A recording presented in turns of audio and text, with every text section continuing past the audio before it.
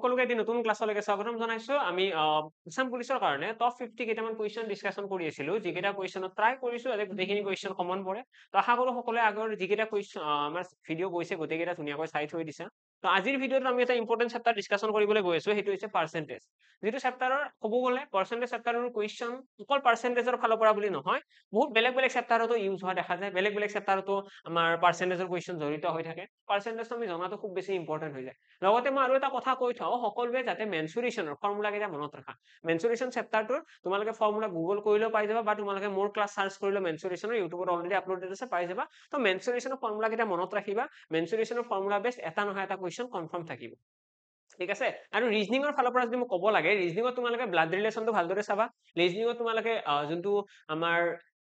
Puzzle বুলি কয় ৰিজনিংৰ যোনটো আমাৰ বদমাছ ৰুল ইউজ হৈ কুৱেশ্যন আহে সেইটো এটা চাবা ভালদৰে আৰু লগতে ডাইৰেকচনৰ কুৱেশ্যন এটা চাবা মই এই তিনিটা কুৱেশ্যন আজি ক'লো এই তিনিটা কুৱেশ্যন যদি চাই যোৱা তেতিয়াহ'লে নিশ্চয় এই তিনিটা কুৱেশ্যন কমন আহিবই এটা ব্লাড ৰিলেচনৰ কুৱেশ্যন আহিব এটা তোমালোকৰ আহিব সেম আমাৰ যোনটো বদমাছ ৰুল ইউজ কৰা হয় আৰু এটা আহিব ডাইৰেকচন দিশৰ কুৱেশ্যন আমাক যে কয় এজন মানুহে পূবৰ পিনে গ'ল উত্তৰ পিনে গ'ল সোঁ সাইডে ঘূৰিলে বাও সাইডে ঘূৰিলে তো তাৰ এটা কুৱেশ্যন তোমালোকে নিশ্চয় চাই যাবা আৰু লগতে তোমালোকে নাম্বাৰ সিৰিজৰ কুৱেশ্যন এটাও চাই যাবা সিৰিজ মিসিং নাম্বাৰ যে আছিলে সিৰিজৰ কুৱেশ্যন তো সিৰিজৰ কুৱেশ্যন এটা চাই যাবা লগতে ইম্পৰ্টেন্ট কোডিং ডিকোডিং আছে কিন্তু কোডিং ডিকোডিং মই গোটেইকেইটাৰ নাম কৈ দিলো ব্লাড ৰিলেচন এটা চোৱা ব্লাড ৰিলেচনৰ এটা কুৱেশ্যন থাকিব দেন তোমালোকে ডাইৰেকচনৰ এটা কুৱেশ্যন থাকিব হল ঠিক আছে ডাইৰেকচনৰ যদি বাই চান্স নাহে তেতিয়াহ'লে ৰেংকিং মেনেজমেন্টৰ আহিব এটা ঠিক আছে এই দুটা চেপ্টাৰ গ'ল দেন তোমালোকে সিৰিজ আৰু ব্লাড ৰিলেচন সৰি কোডিং ডিকোডিং সিৰিজ আৰু কোডিং ডিকোডিংৰ এটা আহিব কুৱেশ্যন হল আৰু তোমালোকে নেক্সট তোমালোকে চাব পাৰা এটা কি কলো বদমাছ ৰুল ইউজ কৰা এইটো এটা কুৱেশ্যন বহুত বেছি ইম্পৰ্টেন্ট তো এইকেইটাৰ ভিতৰতে তোমালোকৰ কুৱেশ্যন থাকিব বাকি খিনি তোমালোকে অকমান ইগনোৰ কৰিব পাৰা ইয়াৰে মেক্সিমাম নাম্বাৰ অফ কুৱেশ্যন থকাৰ সম্ভাৱনা আছে মেক্সিমাম মানে টোটেল 5টা বা 6টা কুৱেশ্যনে থাকিব তাৰ ভিতৰত ব্লাড ৰিলেচনৰ এটা কনফাৰ্ম এইটো মই কৈ দিলো সিৰিজ আৰু কোডিং ডিকোডিংৰ ভিতৰত এটা কুৱেশ্যন কনফাৰ্ম আৰু থাৰ্ডটো তোমালোকৰ থাকিব ডাইৰেকচন আৰু ৰেংকিংৰ মাজত এটা কুৱেশ্যন কনফাৰ্ম ঠিক আছে আইদাৰ ডাইৰেকচনৰ আহিব নহলে ৰেংকিং এণ্ড অৰ্ডাৰৰ এটা কুৱেশ্যন আহিব তো এইকেইটা চেপ্টাৰ ধুনীয়াকৈ চাই থৈ দিবা যাতে কোনো কনফিউজন নাথাকে যিসকলে এপ ক্লাছ লৈছিলা তো তোমালোকৰ কাৰণে অলৰেডি এপত এভেইলেবল আছে যাই পেলাই ধুনীয়াকৈ এই ক্লাছ কেইটা চাই ল'লে হৈ গ'ল আৰু যিহেতুকে মোৰ ক্লাছ কেইটা বেছি দীঘলীয়াও নাছিলে তাৰে 1 ঘণ্টাৰ ভিতৰত এটা এটা চেপ্টাৰ কমপ্লিট হৈছে তো ৰিভিজন কৰিবলৈ তোমালোকৰ হাতত বৰ্তমান সময়ত সময় আছে তো ধুনীয়াকৈ ৰিভাইজ কৰি এবাৰ গুচি গ'লে স্টাৰ্ট কৰিছো পাৰ্চেন্টেজত যদি আমি চাও পাৰ্চেন্টেজত আমাৰ টোটেল ইম্পৰ্টেন্ট বুলি ক'বলৈ গ'লে এইখিনি বস্তু আহিব বেসিক লেভেলৰ কুৱেশ্যন থাকিবই তাৰ লগতে আহিব স্যালাৰি বেসড কুৱেশ্যন এটা আহিব ইলেকশন বেসড কুৱেশ্যন আহিব সাকসেসিভ কেছৰ কেইটামান কুৱেশ্যন আহিব আৰু প্ৰফিট এণ্ড লছৰ কুৱেশ্যন খিনিও ইয়াতে সোমাই আহিব প্ৰফিট এণ্ড লছটো আমাৰ অলমোষ্ট ইয়াতে আহিব মই প্ৰফিট এণ্ড লছ বুলি ক'বলৈ গ'লে আমি স্পেসিফিক চেপ্টাৰ ওয়াইজ ইয়াতে ডিসকাশন কৰিবলৈ পসিবল নহয় যেটো অকল ৰিভিজনত আমি আছো তো ইয়াতে আমি প্ৰফিট এণ্ড লছৰ কেনেকুৱা ধৰণৰ কুৱেশ্যন একদম মানে ধৰি লোৱা মোৰ লাগি আছে এইটোৱে আহিব এই কুৱেশ্যনটোহে মই ইয়াতে ডিসকাশন কৰি দিম ঠিক আছে এনেইতো ইন্ডিয়াত বহুত পঢ়িব লগা আছে যদি তুমি আজি চাই আছা অকল যে আগতে মেথছ পঢ়া নাই তেতিয়াহ'লে তোমাৰ এডভান্টেজ কি থাকিব যে স্পেসিফিক্যালি এটা কুৱেশ্যন মই ক'লো সেইটো কুৱেশ্যন মোৰ লাগি আছে আহিব মই এইটো নকওঁ যে 100% শিওৰ বাট আহাৰ চান্স খুব বেছি যদি আহি যায় তোমালোকৰ কাৰণে বহুত বেছি বেনিফিচিয়েল হ'ব যেটোকে বেছি কুৱেশ্যন নাই এটা কুৱেশ্যনে তোমালোকৰ কাৰণে মনত ৰাখিব সুবিধা হ'ব এটা আমাৰ নেক্সট পাৰ্চেন্টেজৰ আমি প্ৰথমতে আলোচনা কৰিব লাগিব বেসিক খিনি আলোচনা কৰিয়ে স্যালাৰি ইলেকশন এই দুটা বস্তু বহুত বেছি ইম্পৰ্টেন্ট হ'ব স্টাৰ্ট কৰিছো পাৰ্চেন্টেজত আছে কি পাৰ্চেন্টেজ বুলি কোৱাৰ লগে লগে তোমালোকে প্ৰথমতে মনত ৰাখিব লাগে পাৰ্চেন্টেজ সিম্বলটো মানে হয় কি পাৰ্চেন্টেজ সিম্বলটোৰ মিনিং হৈছে 1/100 এইটো এটা বহুত বেছি ইম্পৰ্টেন্ট পইণ্ট হয় এইটো জানিলো মানে আমাৰ অলমোষ্ট বেসিক লেভেলৰ কুৱেশ্যন খিনি খতম আমাক ক'ব আমাক সাপোজ কৈ দিলে এনেকুৱা এটা কুৱেশ্যন দি দিলে য'ত ক'লে 190 20% লগত 20% লগত কি যোগ কৰিলে কি যোগ কৰিব লাগিব যাতে কি যোগ কৰিলে আমাক ক'ব এক্সামত 380 10% সমান হ'ব 20 আমাক কৈ দিলে 300 20% লগত 300 40% সমান হ'ব 40% সমান হ'ব দ্যাটস ইট আমাক এইটো কুৱেশ্যন এক্সামত খুব বেছিকৈ দিয়া দেখা যায় এনেকুৱা ধৰণৰ কুৱেশ্যন যে 190 20% লগত কি যোগ কৰিব লাগিব কি যোগ কৰিলে 300 40% সমান হ'ব এইটোক যদি আমি এটা ইকুৱেশ্যনত কনভাৰ্ট কৰিব বিচাৰো এইটো হৈছে বেসিক লেভেলৰ কুৱেশ্যন ইয়াতে আমি কি কৰিম আমি লিখিম 190 20% মানে কি ৰ মানে কি ৰ মানে সকলোৱে জানা পূৰণ 20% মানে কি 20% মানে হৈছে 1/5 তো 190 20%ৰ লগত আমি কি যোগ কৰিম কিবা এটা যোগ কৰিম ন তো মই কৈ দিলো x এটা যোগ কৰিম যোগ কৰিলে কি আহিব বুলি কৈছে আমাক কৈছে 300 40% আহিব অৰ্থাৎ 300 পূৰণ 40% মানে কি 2/5 এইটো আহিব এটা এইটো যদি আমি সলভ কৰিব বিচাৰো পাছেৰে এইটো কিমান যাব 60 বাৰ যাব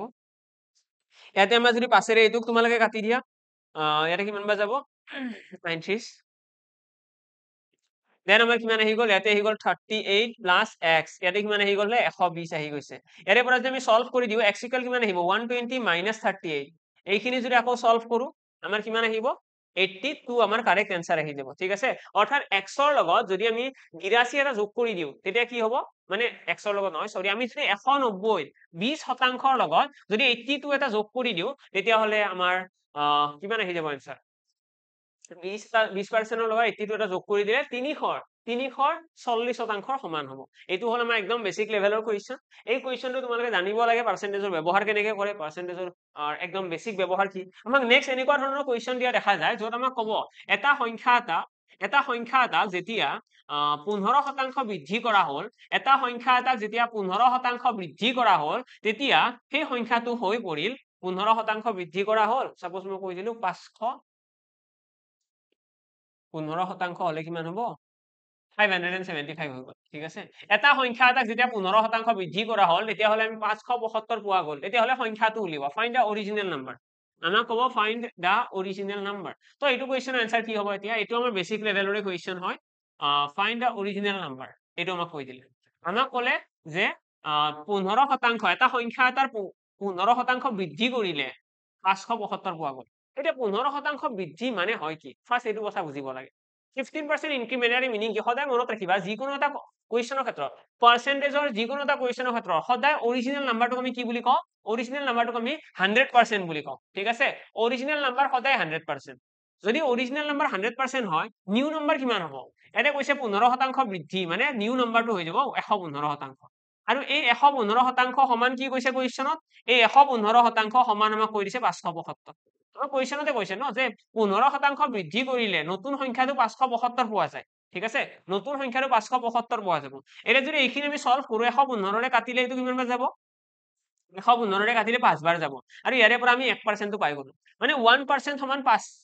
1% ৰ ভ্যালু যদি 5 ৰ সমান হয় আমাক অৰিজিনেল নাম্বাৰ উলিয়াব দিছে ন আৰু অৰিজিনেল নাম্বাৰক আমি কি বুলি ধৰো সদায় 100% অৰিজিনেল নাম্বাৰ মানেই হৈছে 100% তো ইয়াতে মই 100 এটা মাল্টিপ্লাই কৰি দিলো ইয়াতে এটা 100 মাল্টিপ্লাই কৰি দিলো তো 100% ইকুৱেল কাৰেক্ট আনসাৰটো আমাৰ কিমান আহি গ'ল 500 আশা কৰো সকলোৰে ক্লিষ্টেল ক্লিয়াৰ হৈ গ'ল ধুনীয়াকৈ বুজি পালা কাৰো একো কনফিউজন নাই ওকে আমাক যেতিয়া অৰিজিনেল নাম্বাৰ উলিয়াব দিব আমি কি কৰিম সিম্পলি 100% তো ওলাই দিম 100% 500 আহি গ'ল 500 তে হৈছে আমাৰ অৰিজিনেল নাম্বাৰ এইটো হৈছে বেসিক লেভেলৰ কোৱেশ্চন আৰু এনেকুৱা ধৰণৰ কোৱেশ্চন এক্সামত আহাৰ সম্ভাৱনা আছে আমাক পূৰণফল দিয়া থাকিব পাৰে আমাক কিবা এটা সংখ্যা ইনক্ৰিমেন্ট হোৱা বুলি ক'ব ডিক্ৰিমেন্ট হোৱা বুলি ক'ব হ্ৰাস পোৱা বুলি ক'ব হ্ৰাস পাই পেলাই কিবা এটা সংখ্যা হৈ গ'ল সেই ক্ষেত্ৰত আমি ইজিলি আনসাৰটো ওলাব পাৰিম এটা যদি আৰু এটা এক্সাম্পল আমি ইয়াতে লৈ লওঁ এটা সংখ্যা এটা আছে এটা সংখ্যা এটা যেতিয়া 20% হ্ৰাস কৰা হৈছে তেতিয়া 800 পোৱা গ'ল এটা সংখ্যা এটা 20% হ্ৰাস কৰা হৈছে আৰু তাৰ ফলত 800 পোৱা গৈছে তেতিয়াহ'লে সংখ্যাটো উলিওৱা সংখ্যাটোত আমাক সাপোজ কৈ দিলে আমাক এনেকুৱা কোৱেশ্চন দিব এইটো কোৱেশ্চন অলপমান মই কমপ্লিকেটেড কৰি দিছো যাতে বুজিবলৈ তোমালোকৰ সুবিধা হয় বা তোমালোকৰ অলপমান থিংকিংটো বাঢ়ি যায় এক্সামত কেনেকুৱা কোৱেশ্চন আহিব পাৰে আমাক এনেকুৱা কথা ক'ব পাৰে যে এটা সংখ্যা এটাক 20% হ্ৰাস কৰা হ'ল এটা সংখ্যা এটাক 20% হ্ৰাস কৰা হ'ল হ্ৰাস কৰাৰ লগে লগে 800 পোৱা গ'ল ঠিক আছে সংখ্যা এটা 20% হ্ৰাস কৰিলে 800 পোৱা যায় আমাক নেক্সট ক'ব যদিহে সংখ্যাটোৰ if যদিহে সংখ্যাটোৰ 40%ৰ পৰা 50 বিয়োগ কৰা হয় সাবট্ৰেক্ট কৰা হয় তেতিয়াহ'লে 50 বিয়োগ কৰা হয় তেতিয়াহ'লে সংখ্যাটো কিমান হ'ব এইটো কোৱেশ্চন তো কোৱেশ্চনটো ইমান চিধা নহয় কোৱেশ্চনটো বহুত কেইটা আমাৰ কি আছে ষ্টেপ আছে বুলি ক'ব লাগিব মই কোৱেশ্চন এবাৰ কৈ আছো যদি তোমালোকে লিখিব বিচৰা লিখি ল'ব পাৰা এটা সংখ্যা এটা 20% হ্ৰাস কৰিলে 800 পোৱা গ'ল 20% হ্ৰাস কৰাৰ ফলত এটা সংখ্যা এটা 20% হ্ৰাস কৰাৰ ফলত 800 পোৱা গ'ল যদিহে সংখ্যাটোৰ 40%ৰ পৰা 50 বিয়োগ কৰা হয় তেতিয়াহ'লে কি পোৱা যাব আমাক এইটো কৈছে 20% হ্ৰাস কৰাৰ কাৰণে কি পাইছে 800 পাইছে মানে আমি এইখিনি কম যদি এটা সংখ্যাক 20% কমাই দিছে মানে কি 80% 20% কমাই দিছে মানে 80% ঠিক আছে আৰু ইয়াৰে পৰা আমি কি কম এই 80% টো কাৰ সমান 800 ৰ সমান বুজি পালা 80% টো হৈছে 800 ৰ সমান মানে উলিয়াব কি দিছে আমাক কৈছে যদি সংখ্যাটো 40%ৰ পৰা 50 বিয়োগ কৰা হয় মানে আমি প্ৰথমতে 40% উলিয়াব লাগিব এতিয়া এই সংখ্যাটোৰ 80% সমান যদি 800 হয় 40% সমান কি হ'ব তাৰ কাৰণে 2 ৰে হৰণ কৰি দিয়া দুই পিনে 2 ৰে হৰণ কৰি দিলে ইয়াতে আমি পাই যাম 40% আৰু 40% মানে আহি গ'ল 400 আৰু 40% পৰা আমাক কি কৈছে 50টা বিয়োগ কৰা হ'ল মানে 40% মাইনাছ 50 40% মানে কিমান 40% মানে হৈছে 400 তো 400 পৰা 50টা বিয়োগ কৰি দিয়া that's it তো কাৰেক্ট এনসাৰ আমাৰ কিমান আহি গ'ল 350 আশা কৰো ক্লিয়াৰ সকলোৰে তো আমাৰ এক্সামত এনেকুৱা ধৰণৰ কুৱেশ্যন দিব পাৰে য'ত আমাক কৈছে এটা সংখ্যা এটা 40% পৰা 50টা বিয়োগ কৰা হ'ল তেতিয়াহ'লে নতুন সংখ্যাটো কি হ'ব তো সেই ক্ষেত্ৰত আমি ইজিলি এনসাৰ দিব পাৰিম 350 আমাৰ কাৰেক্ট এনসাৰ আহিব ওকে এইটো হৈছে আমাৰ বেসিক লেভেলৰ কুৱেশ্যন এই গোটেইবিলাক কুৱেশ্যনতে সিম্পল পাৰ্চেন্টেজৰ কিছুমান কথা কোৱা থাকে আমি কুৱেশ্যনৰ ল্যাঙ্গুৱেজটো যদি বুজি পালো আমাৰ কাৰণে এনসাৰ উলিয়াটো খুব ইজি হৈ পৰে জাস্ট ল্যাঙ্গুৱেজটো মেইন হয় তো ল্যাঙ্গুৱেজটো ভালদৰে চালে আমাৰ কাৰণে এইটো কুৱেশ্যন এনসাৰ বা এইটো কুৱেশ্যন সলভ কৰাটো খুব ইজি হৈ পৰিব নেক্সট আমাৰ কি আহিব নেক্সট আমাৰ আহিব ইয়াতে salary based question salary based question কেনেকুৱা আহিব salary based questionত আমাৰ এক্সামত ক'ব এজন মানুহে তেওঁৰ দৰমহাৰ 10% খৰচ কৰিছে ফুৰাৰ নামত ট্ৰেভেলিঙৰ নামত ট্ৰেভেলিঙৰ নামত 10% খৰচ কৰিছে দেন তোমাৰ কৈ দিব 15% খৰচ কৰিছে ফুডৰ নামত খোৱাৰ নামত তেতিয়াহ'লে মানুহজনে কিমান সেভিংস কৰিলে ঠিক আছে এতিয়া salary based question সলভ কৰাৰ কাৰণে মই আৰু এটা কথা ক'ব বিচাৰো ইয়াতে তোমালোকে এটা ফৰ্মুলা জানিব লাগিব ফৰ্মুলা নজনাকৈ তোমালোকে এইটো সলভ কৰিব নোৱাৰিবা salary based questionৰ সকলোতকৈ ডাঙৰ বা ইম্পৰ্টেন্ট ফৰ্মুলাটো হৈছে salary equal salary by income এইটো ইনকাম বুলি কয় salaryটো তো salary equal আমাৰ আহিব expenditure plus savings ঠিক আছে খৰচ যোগ জমা এই দুটা আহিব আমাৰ salary equal কি আহিব expenditure plus savings আৰু এই যেটা বস্তু আছে expenditure plus savings salary equal যেটা টার্ম আছে এই ফৰ্মুলাটো তুমি ইউজ কৰি পেলাই যিকোনো কুৱেশ্যনৰ এনসাৰ উলিয়াব পাৰি আমাক যদি কয় যে এজন মানুহে তেওঁৰ দৰমহা 10% খোৱাৰ নামত 15% ফুডৰ নামত আৰু কৈ দিলো 20% মানুহজনে কিহৰ নামত দি দিলে আদাৰ্স অন্যান্য নামত খৰচ কৰিছে ঠিক আছে এক্সট্ৰা কিবা খৰচা কৰিছে আৰু 20% এতিয়া মানুহজনৰ টোটেল সেভিংস কিমান উলিয়াব পাৰিবা নে নাই সদায় মনত ৰাখিবা এক্সামত আমাক যেতিয়া কুৱেশ্যন দিব আমাৰ এক্সামত যেতিয়া পাৰ্চেন্টেজৰ কুৱেশ্যন দিব তোমালোকক সদায় কিবা নহয় কিবা এটা ডাটা দিয়া থাকিব ডাটা কিয় দিয়া থাকে তাৰ ৰিজনটো হৈছে আমি যাতে কম্পেয়াৰ কৰিব পাৰো আমি এটা পাৰ্চেন্টেজৰ পৰা ডাইৰেক্টলি এনসাৰ উলিয়াব নোৱাৰো তাৰ কাৰণে কম্পেয়াৰ কৰিবলৈ কিবা নহয় কিবা দিয়া থাকিব লাগিব আমাৰ এক্সামত আইদাৰ স্যালাৰি দিয়া থাকিব নহলে আমাক সেভিংস দিয়া থাকিব নহলে আমাক খৰচাটো দিয়া থাকিব মানে কিমান টকা খৰচা কৰিছে এনেকুৱা নহয় যে পাৰ্চেন্টেজ দিয়া আছে এটা কুৱেশ্যনত কেতিয়াও অকল পাৰ্চেন্টেজ দিয়া নাথাকে অনলি পাৰ্চেন্টেজ দিয়া থাকিলে আমি এনসাৰ উলিয়াব নোৱাৰো ঠিক আছে মনত থাকিব অনলি পাৰ্চেন্টেজ দিয়া থাকিলে আমি এনসাৰ উলিয়াব নোৱাৰো যদি পাৰ্চেন্টেজৰ পৰা তোমালোকে যদি এনসাৰ উলিয়াব লাগা হয় যদি এক্সাক্ট এনসাৰ উলিয়াব লগা হয় তেতিয়াহ'লে তোমালোকক কিবা নহয় কিবা এটা ডাটা দিয়া থাকিব লাগিব আৰু সেই ডাটাটো কেনেকে পাম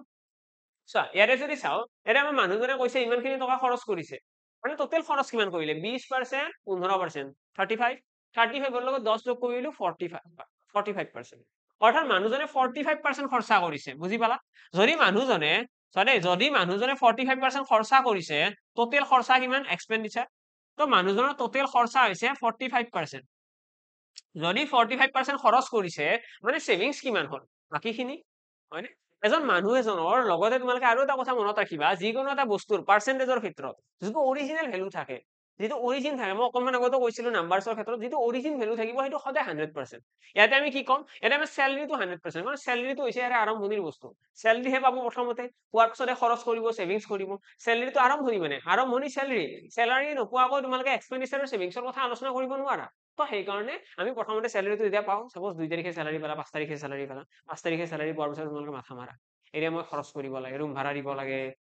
ফুৰিব যাব লাগে মোৰ পইচা আছে যেতিয়া তো এনেকুৱা টাইপৰ মাইন্ডছেটটো পিছত আহে তো সেই কাৰণে আমি স্যালাৰিটো সদায় কি বুলি ধৰিম 100% মানুহ এজনৰ ইনকামটো সদায় 100% যদি ইনকামটো 100% হয় 100% টোটেল ইনকাম আৰু এই টোটেল ইনকামৰ পৰা মানুহজনে কি কৰিছে 45% খৰচ কৰিছে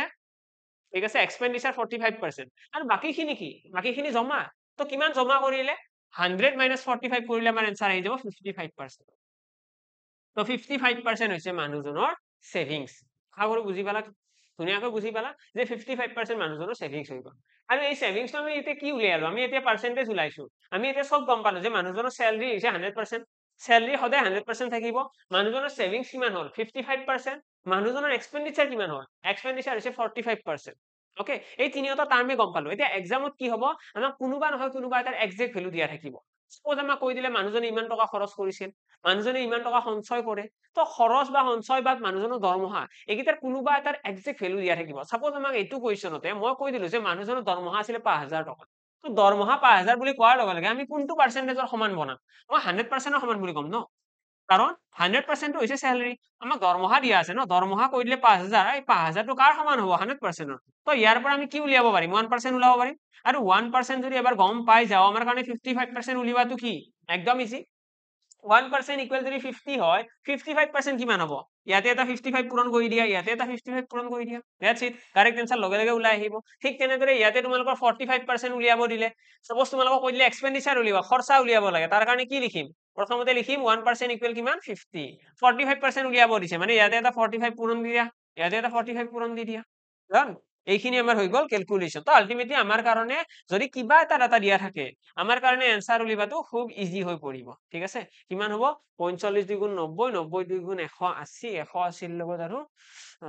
225 2250 টকা মানুহজনৰ খৰচা সেভিংস কিমান হ'ব এটো যদি ক্যালকুলেট কৰো 50 5 গুণ 150 হলে 272 2750 ঠিক আছে তো এইটো আমাৰ এনসাৰ আহি গল যে মানুহজনৰ সেভিংস কিমান আছিল সেভিংস আছিল 2750 টকা মানুহজনৰ খৰচা কিমান আছিল 2250 টকা 2250 টকা খৰচা 2750 টকা সেভিংস আশা কৰো বুজি পালা স্যালাৰি বেস কোৱেশ্চন এইখিনি সাফিসিয়েন্ট হয় এইখিনি ডাটা তোমালোকে জানিব লাগে কেনেকৈ আমি এক্সপেন্ডিচাৰ উলালো কেনেকৈ পাৰ্সেন্টেজ কেটা ব্যৱহাৰ কৰিলো এক্সামত কোৱেশ্চনটো কেনেকুৱা ধৰণৰ আহে এইখিনি জানিলে সাফিসিয়েন্ট হয় ইয়াতকৈ বেছি আৰু শিকিব লগা নাই নেক্সট আহিছো নেক্সট কোৱেশ্চনৰ ফালে নেক্সট আমাৰ আহিব ইলেকশন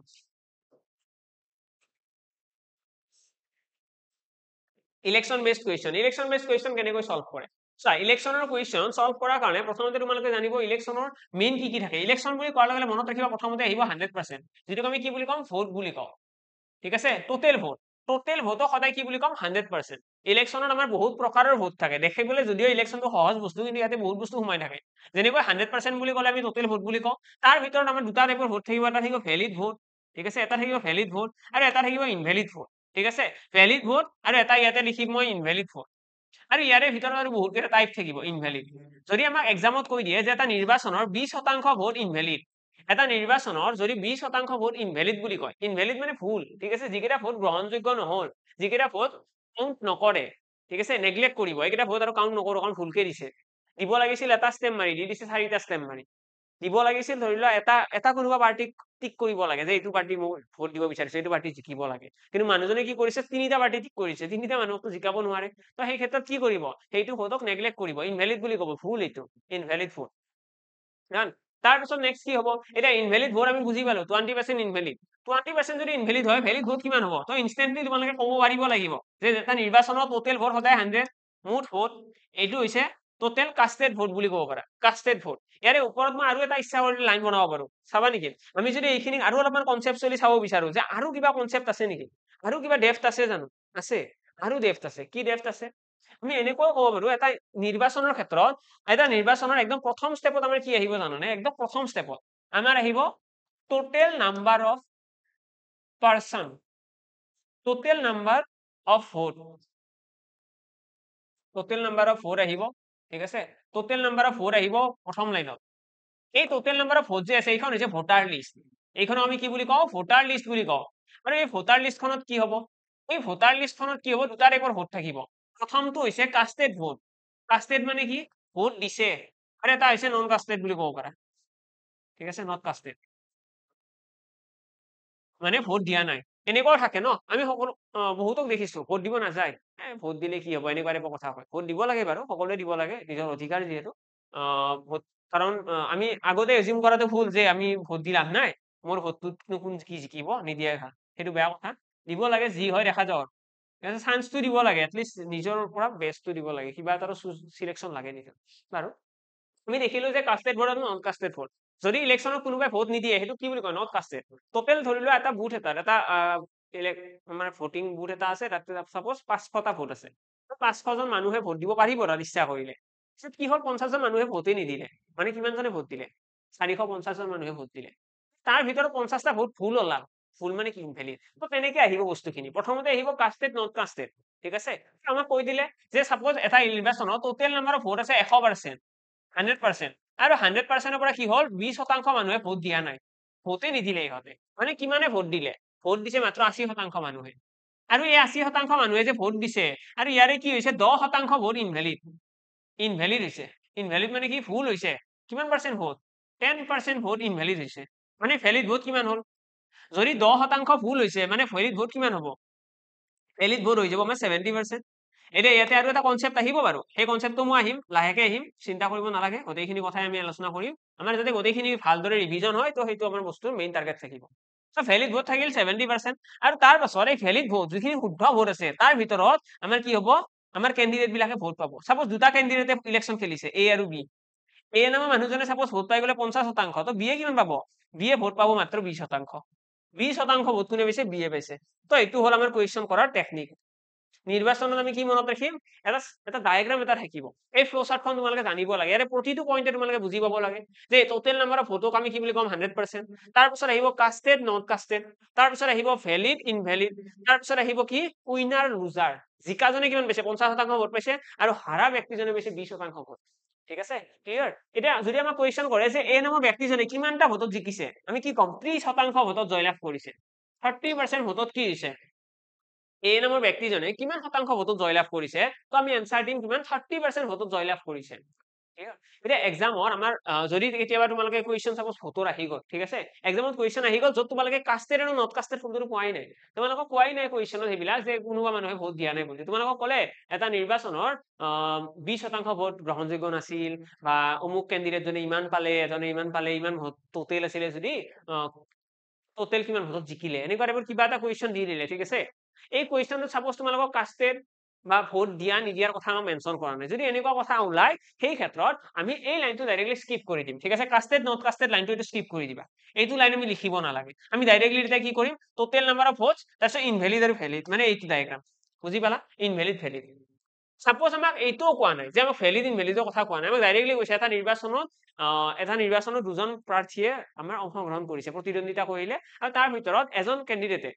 ক্যান্ডিডেটে পাইছে 80% ভোট আনজনে কিমান পাইছে উলিওৱা এই ক্ষেত্ৰত আমাক ভ্যালিড আৰু ইনভ্যালিডো কোৱা নাই মই কি কৈ আছো যদি বেছি স্পিডত লাগি আছে তোমালোকে ভিডিওটো অকমান স্লো কৰি ল'ব পাৰা আৰু যদি স্লো লাগি আছে স্পিড বঢ়াই ল'ব পাৰা সেইটো তোমালোকৰ ওপৰত তো কথাটো হল কি যদি আমাক কোৱেশ্চনত কয় যে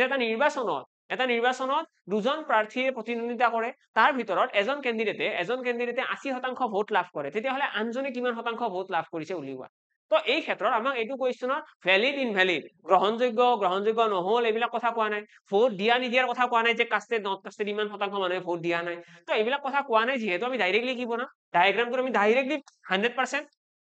টোটেল ভোট 100% তাৰ পৰা আমি ডাইৰেক্টলি লিখিম এ নামৰ ব্যক্তিজনে 80% ভোট পাইছে বুজি পালা এ নামৰ ব্যক্তিজনে 80% পাইছে তো বিয়ে কিমান পাব বিয়ে পাব 20% তো আমি ডাইৰেক্টলি ইয়াতে এইটো ডায়াগ্ৰামৰ ফালে আহি যাম যদি আমাক ভ্যালিড ইনভ্যালিডৰ কথা নকয় মানে আলটিমেটলি এইটো হৈছে আমাৰ কমপ্লিট ডায়াগ্ৰাম এইটো আমি কি বুলি কওঁ এইটোক আমি কম কমপ্লিট কনসেপ্ট খিনি গোটেই কনসেপ্টটো হৈছে এইখিনি ইয়াৰে বাহিৰত একো কনসেপ্ট নাই আমি কোৱেশ্চন ওয়াইজ ইয়াৰে কনসেপ্ট খিনি কিছুমান কোৱেশ্চন কমকৈ ব্যৱহাৰ কৰো কিছুমান বেছিকৈ ব্যৱহাৰ কৰো বেছিকৈ নকৰো বাৰু যিখিনি লাগে সেইখিনিয়ে কৰিম আমাক যদি কোৱেশ্চনৰ কাষ্টেড আৰু নট কাষ্টেড কয় এইটো লাইনো আহিব আমাৰ যদি কাষ্টেড নট কাষ্টেডৰ কথা নকয় আমি ডাইৰেক্ট ভ্যালিড ইনভ্যালিডৰ পৰা স্টাৰ্ট কৰিম যদি ভ্যালিড ইনভ্যালিডৰ কথা কয় আমি ডাইৰেক্টলি টোটেল নাম্বাৰৰ পৰা এইটো লাইনৰ ফালে আহি যাম ক্লিয়াৰ এতিয়া নেক্সট আৰু ইয়াতে কি বুজিব লগা আছে নেক্সট বুজিব লগা আছে এক্সামৰ সদায় যদি তোমালোকক কয় যে এটা নিৰ্বাচনত এজন ব্যক্তিয়ে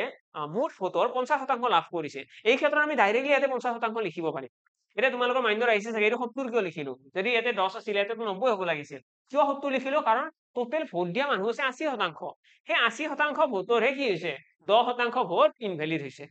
কাৰণ ভুল হবলৈ হলে ভোট দিব লাগিব যিসকল মানুহে ভোট দিয়াই নাই সিহঁতৰ ভোট ভুল হোৱাৰ চান্স আছে জানো নাই ভোট নিদিয়া মানুহৰ ভোট কেনেকে ভুল হ'ব ভোট দিয়া কেইজনৰহে ভুল হ'ব তো সেইকাৰণে আমি ভোট নিদিয়া ইনভ্যালিড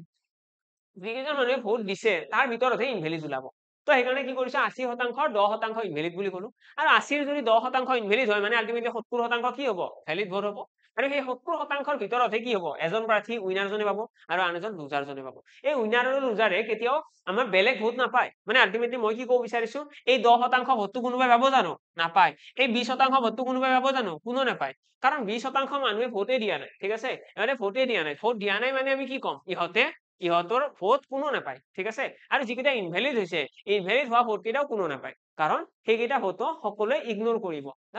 ইনভ্যালিড হোৱা ভোট কেইটাও সকলোৱে ইগনোৰ কৰিব সো আমি এই 30% আমি ডাইৰেক্টলি ইগনোৰ কৰি দিম বাকি যিখিনি আছে ভ্যালিড ভোট তাৰ ওপৰত কম্পেয়াৰ কৰি পেলাইহে আমি কম এজন ব্যক্তিয়ে কিমান পালে আনজনে কিমান পালে এইখিনি কথা আলোচনা কৰিম ক্লিয়াৰ ওকে এটা এক্সামত আৰু অলপমান ক্ৰিটিকেল পইণ্টৰ ফালে কুৱেশ্যনটো যায় বাৰু কেতিয়াবা তো সেইটো কথা একেলগে আলোচনা কৰিছো মানে কেতিয়া ক'ব এতিয়া নিৰ্বাচনৰ মুঠ ভোট আছে 100% ঠিক আছে এই টোটেল ভোটৰ আমাক কৈ দিব 10% ভোট ইনভেলিড 10% ভোট ইনভেলিড এইখিনি হ'ল তাৰপিছত আৰু এটা ক্ৰুচিয়েল পইণ্ট আহি যাব আমাক ক'ব 10% ভোট যদি ইনভেলিড হয় তেতিয়াহ'লে ভেলিড ভোট কিমান হ'ল ইনভেলিড হৈ গ'ল 10% মানে ভেলিড ভোট কিমান হ'ল কোৱাচোন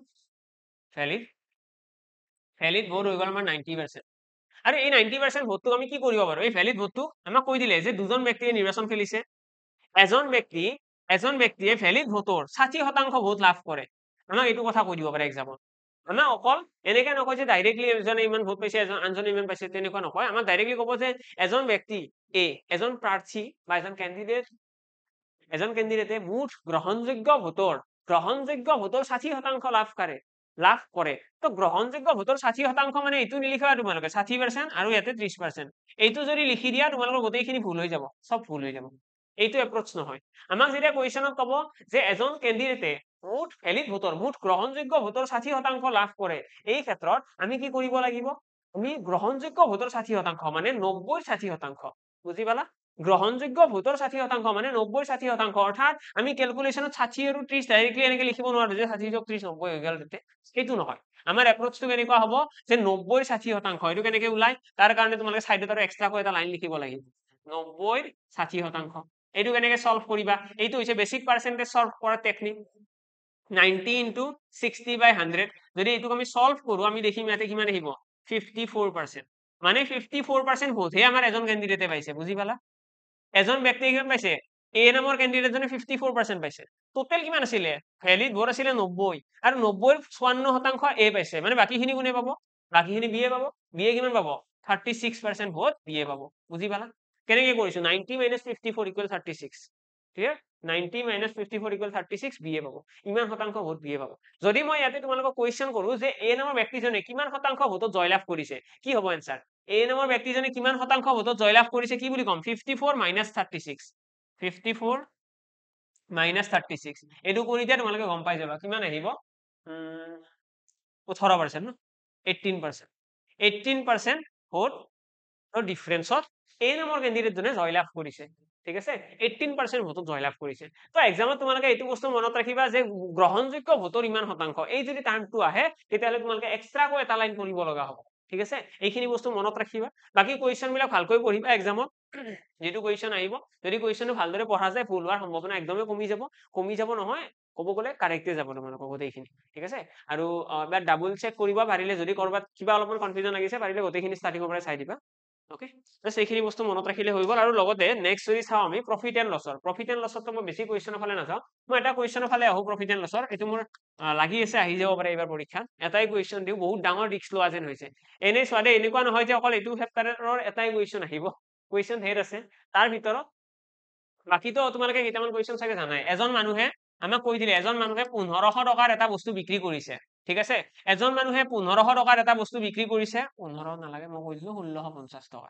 ঠিক আছে 1650 টকা দামৰ এটা বস্তু বিক্ৰী কৰিছে যাৰ ফলত মানুহজনৰ 10% লাভ হয় এজন মানুহে 1650 টকা দামত এটা বস্তু বিক্ৰী কৰিছে যাৰ ফলত মানুহজনৰ 10% লোকসান হয় যদিহে মানুহজনে বস্তুটো 30% লাভ কৰিব বিচাৰে তেতিয়াহ'লে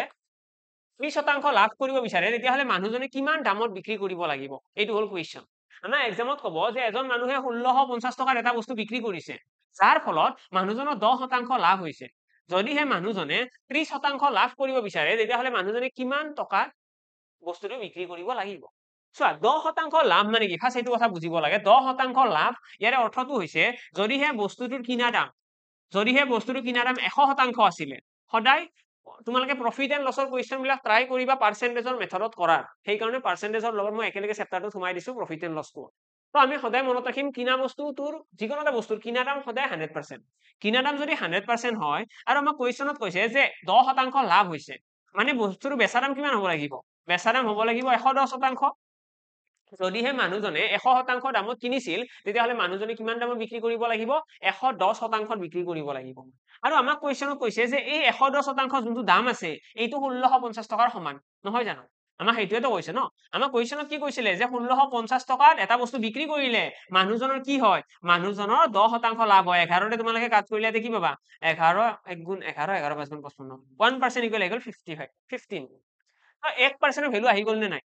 আৰু 1% পাই গ'লে আমি 100% উলিয়াব পাৰিম নে কিনা দামটো, আমি কিনা দাম উলিয়াব পাৰিম নে নাই, ইজিলি পাৰিম। তো ইয়াতে তোমালোকে এটা 100 মাল্টিপ্লাই কৰা, ইয়াতে দুটা জিৰ' লগাই দিয়া, মানে আমি গম পাই গ'লো যে বস্তুটোৰ কিনা দাম কিমান আছিলে, কিনা দাম আছিলে 1500 টকা। যদি বস্তুটোৰ কিনা দাম 1500 হয় তেতিয়াহ'লে বস্তুটোৰ বেচা দাম কিমান হ'ব লাগিব, আমাৰ কুৱেশ্যনত অলৰেডি কৈ দিছে যে 30% লাভ কৰিবলৈ হ'লে কিমান দামত বিক্ৰী কৰিব লাগিব। 30% লাভ, ইয়াৰে অৰ্থ কি, 30% লাভ ইয়াৰে অৰ্থ হৈছে 130%। তো আমি 130% মানে ওলাব লাগে। আমি 1% ইকুৱেল জানো সকলোৱে, 1% ইকুৱেল কি আছিলে 1500 আছিলে, সৰি যে 15 আছিলে, 1% ইকুৱেল কি আছিলে 15, 1% ইকুৱেল আছিলে 15, 130% মানে কি হ'ব, ইয়াতে এটা 130 পূৰণ, ইয়াতে এটা 130 পূৰণ। তো কিমান আহিব কাৰেক্ট আনসাৰ, 15 13 গুণ কি আহিব, 15 3 গুণ 45 45 ন 5 আহি গ'ল, দেন 15 গুণ 15 1950। তো 1950 আমাৰ দাম আহি গ'ল, মানে 1950 টকা যদি বিক্ৰী কৰে তেতিয়াহ'লে মানুহজনৰ কি হ'ব, 30% লাভ হ'ব। এইটো এটা কুৱেশ্যন, মই ভাবিছিলো এটা কুৱেশ্যন দিম বুলি, কিন্তু মই আৰু এটা দি দিলো। এইটো কুৱেশ্যন মোৰ লাগি আছে এনেকুৱা এটা আহিব, ঠিক আছে, এনেকুৱা টাইপৰ এটা আহিব য'ত আমাক পাৰ্চেন্টেজ অফ প্ৰফিট দিয়া থাকিব, আমাক এক্সট্ৰা এডিশ্যনেল প্ৰফিটৰ কাৰণে এটা কুৱেশ্যন উলিয়াব দিব পাৰে, আমাক আইদাৰ লছ দিয়া থাকিব পাৰে, প্ৰফিটটো উলিয়াব দিব। যদি ইমান পাৰ্চেন্ট লছ হৈ আছে তেতিয়াহ'লে তোমালোকে এই সেম মেথডত কৰিব লাগিব। অকে, আৰু ইয়াৰে পাছত যদি আৰু এটা ইম্পৰ্টেন্ট কুৱেশ্যনৰ ফালে আহো, সেইটো হৈছে আমাক সাকচেছিভ ডিসকাউন্টৰ কথা বৰ বেছিকৈ অহা দেখা যায়। কি হয় সাকচেছিভ কেছ, সাকচেছিভ কেছ হয় কি, আমাৰ এক্সামত কব এজন মানুহে এটা বস্তুৰ ওপৰত ক্ৰমাগত দুবাৰ ৰেহাই দিলে 10% আৰু 20%। এটা বস্তুৰ ওপৰত এজন দোকানীয়ে এটা বস্তুৰ ওপৰত ক্ৰমাগত দুবাৰ ৰেহাই দিলে, ঠিক আছে, আমাক কব এটা বস্তুৰ ওপৰত এজন দোকানীয়ে ক্ৰমাগত ভাৱে দুবাৰ ৰেহাই দিলে 10% আৰু 20%, দুবাৰ ৰেহাই দিছে। টোটেলত সমতুল্য ডিসকাউন্ট উলিওৱা বা সমতুল্য ৰেহাইৰ হাৰ উলিওৱা। দুটা 10% আৰু 20%, দুটা বেলেগ বেলেগ ৰেহাইৰ সমতুল্য ৰেহাইৰ পাৰ্চেন্টেজ উলিওৱা। সমতুল্য মানে কেনেকুৱা, আমাৰ নেট এফেক্ট বুলিও ক'ব পাৰা তোমালোকে। এইটো হৈছে আমাক 10% আৰু 20% চিৰিয়েলি ডিসকাউন্ট দিয়াতকৈ যদি এটা ডিসকাউন্ট দিলেহেঁতেন কিমান পাৰ্চেন্ট হ'লহেঁতেন, এইটো কুৱেশ্যন। তো এই ক্ষেত্ৰত তোমালোকে ডাইৰেক্টলি ক'ব নোৱাৰা যে 20% যোগ 10% 30%, সেইটো এনসাৰ নহয়। আমাক যদি কয় যে এটা বস্তু এটা আছে, ঠিক আছে, এটা বস্তু এটা আছে, এখন গাড়ী এখন আছে, এটা কিতাপ এখন আছে, বুক এখন আছে, এই কিতাপখনত কি কৰিলে দোকানীজনে প্ৰথমতে 10% আৰু দাম কমাই দিলে, যোৱা আপোনাক মই চিনাকি কাৰণে 10% এটা কমাই দিলে, এনেকে ক'লে। নাই, কিন্তু মই মানা নাই, মই কৈছো নালাগে, মোক আৰু ডিসকাউন্ট লাগিবই ডিসকাউন্ট, নিদিলে মই ইয়াতে লাগিলে কান্দি থাকিম, মোক দিবই লাগিব। তো এনেকে কৈ আছা তোমালোকে, লাষ্টত কি কৰিলে যে ঠিক আছে ইমান কান্দি থাকিব নালাগে, আৰু এটা 20% ডিসকাউন্ট দি দিলো। এতিয়া তোমালোক খুশ হৈ যাবা ন, টোটেলত 30% আহি গ'ল, তেনেকুৱা টাইপ। কিন্তু একচুৱেলি 30% নহয়, ঠিক আছে, সেইটো বস্তু আমি উলিয়াব লাগিব। মনত ৰাখিবা, যেতিয়া ডিসকাউন্ট পাৰ্চেন্টেজ উলিয়াব দিয়ে আমি কি মনত ৰাখিব লাগে, ডিসকাউন্ট পাৰ্চেন্টেজৰ কাৰণে তোমালোকে ফৰ্মুলা মনত ৰাখিবা, a plus b minus ab by 100, ঠিক আছে, a plus b minus ab by 100, এইটো হৈছে ডিসকাউন্ট পাৰ্চেন্টেজ উলিওৱাৰ আমাৰ ফৰ্মুলা। যদি দুটা ডিসকাউন্ট দিয়া থাকে আৰু তাৰ সমতুল্য ডিসকাউন্ট যদি উলিয়াব দিয়ে তেতিয়াহ'লে আমি a plus b minus ab by 100 use কৰিম। আৰু ইয়াতে যদি তোমালোকে মন কৰা 10% আছে, 10 যোগ 20 কিমান হ'ব, 30 হ'ব। তাতে লিখিয়ে দিছো বাৰু কেলকুলেশ্যনটো, 10 যোগ 20 30 হৈ গ'ল, মাইনাছ কিমান হ'ব 10 into 20 divided by 100। এতিয়া যদি এইখিনি অকণমান চিম্পলিফাই কৰো, এইটো কিমান হ'ব, 20 plus 10 30 হৈ গ'ল, মাইনাছ 2 আহি গ'ল, মানে 28% আমাৰ কি আহি গ'ল, নেট ডিসকাউন্ট। মানে এজন মানুহক 10% আৰু 20% দুটা ডিসকাউন্ট